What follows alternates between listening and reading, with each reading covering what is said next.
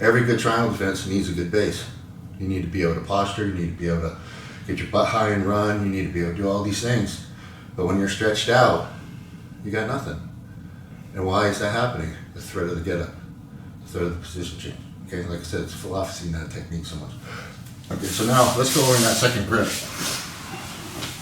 This is what, if there are Graham Marshall fans that do have my triangle book, there's a concept I call two birds, one stone. It might be on some of my DVDs as well.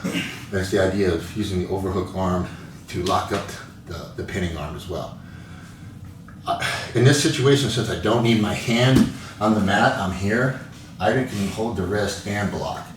So basically what I'm going to be doing is, sometimes you have the wrist and they chicken this wing out, this elbow out, to try to block the knee from coming over, the leg from clearing, which is not a bad move. It's not a bad move.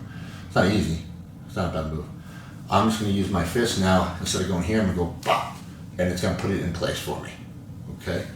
So I'll take it a little slower here. Boom. We pull, push. I come up, jam him. He gives me the overhook. As I come back, there's my wrist. Now I start to retain it.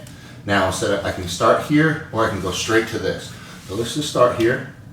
I come back, I give him a stretch. Now he starts to get wily with this.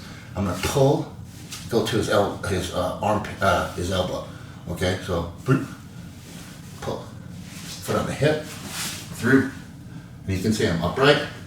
Now re-pummel, grab the kneecap, hook, lock, hug, squeak. And that should be all she wrote. I can do it pretty fast. It's very hard to counter because nobody wants to be overstretched. I don't care who you are, you don't want to be overstretched. It's actually my fallback triangle is one of the ones I use the most, because of the fact that you have to engage me. Most of the problems I incur when I'm on the bottom is guys don't want to engage with their upper body because I'm good at the trap systems. So they just don't want to come in and grab me. Instead, they kind of want to stay away. And what happens, it's kind of, there's a difference between, hey, I'm just playing to win any which way, and then it's like, hey, maybe I'm hurt, maybe I'm tired, whatever the case is, or this guy's just beating me everywhere else.